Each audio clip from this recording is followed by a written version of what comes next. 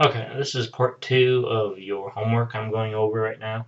The last question is number 16. So it says, suppose x, y, and z are int, and x is 10, and y is 5, and z is 4. There are a couple ways of doing this.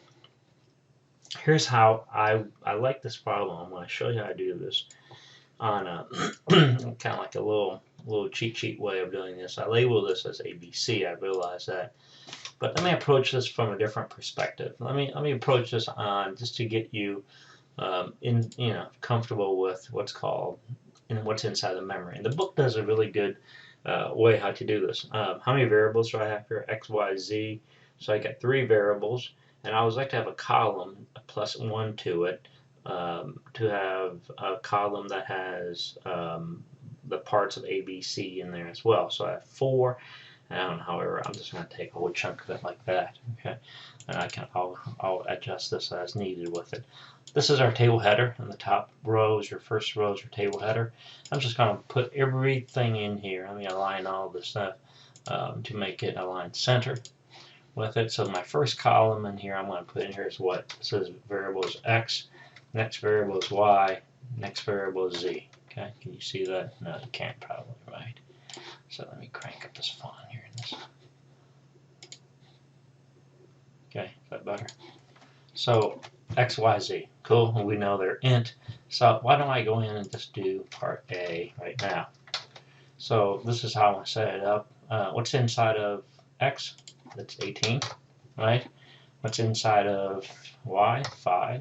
And what's inside of 4? Z is 4. I need to add another column. That column is going to say C out. Okay, so I'm going to insert column to the right. So here's what my C out says. Just this little bit like so. So I get some more room here. Kind of tight.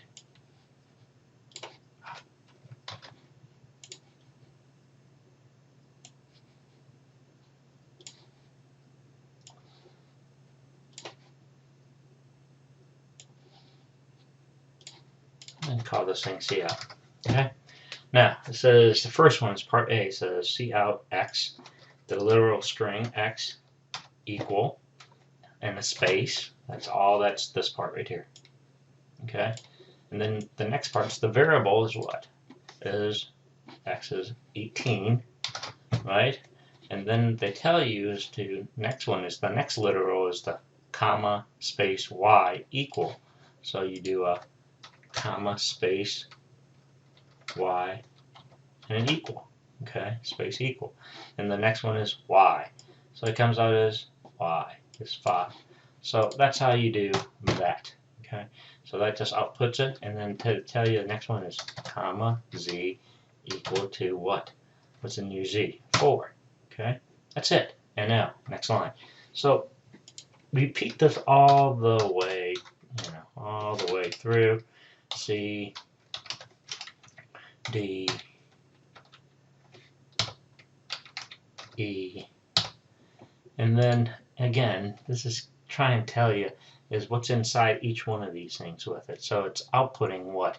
The next one is outputting is basically 5 and an asterisk X minus Y equal to 85. Okay. Next one's what? Is a static hash. So I need to tell you what's inside of this one right here. I mean, this is a whole literal, right? This is a literal. This is in quotation with it. So and then you do this part. This part's the one that to give you 85. So it's basically, again, what's 5 times x? X is what? 5 times 18. 5 times 18.